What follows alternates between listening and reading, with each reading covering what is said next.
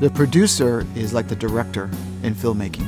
He is responsible for every aspect of it. The emotional aspect of it, the musical aspect of it, the technical aspect of it. Literally, it all falls on his shoulders, whether it's great or not. I was playing bass in a band. We went in to make some demos in a professional recording studio for the first time. And there were some issues in the control room where they were having some technical difficulties. So I went into the control room and was listening to what they were saying and watching what they were doing, and immediately was able to spot the issues. I had one of those sort of aha moments of like, gee, you know, you're a bass player, you're good, but you're not like amazing.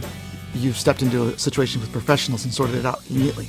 So I decided to switch onto the other side of the glass. My job is to provide an environment, a creative environment, an emotional environment, a psychological environment, a musical environment, where the artist feels that they can do their best work. What they do, what they write, how they think. If my job is to be a facilitator, if my job is to go in and figure out what they do great and bring it to the forefront and make it blossom, then that means it's unique to that artist. Therefore, each time it is fresh because it's about them. I had the great fortune of working with people as great as Barbra Streisand and Mark Knopfler, for instance, if we go way back, Bette Midler.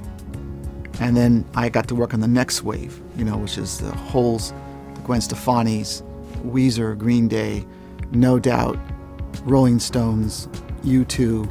I mean, I love them all. When you work with artists and you work with songs, that's the most intimate thing to them. You're actually seeing into their heart, into their soul, and into their mind, and they're letting you in to things that they feel. Being a part of that, having the ability of being able to develop and create that cinematography, I don't know, how do you just, what's that worth?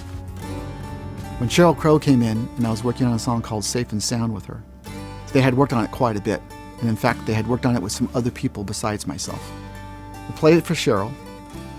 She listened to it all the way through. The song stopped. She didn't say anything. Can you play it again? Of course. After the third listen, she broke down on the floor of the control room, crying. Trina Shoemaker, the girl who had engineered the album with her, grabbed her and they held each other.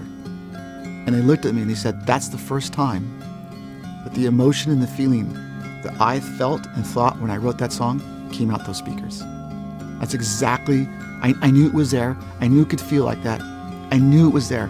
No one could see it. You made it happen. I will say that when I received my first Grammy, I would imagine it might be like what it's like for a woman to give birth to a child. It's probably as euphoric as that. To be recognized and respected by your peers. And certainly in your mind, you immediately go through the list of ones that you respect. And the truth is, everyone won, because the 5 that got nominated, y'all won. Y'all got the Grammy.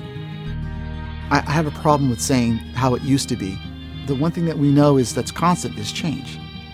So it's always going to keep changing. The fun part is, where's it going? And can I ride the wave and can I be a part of it?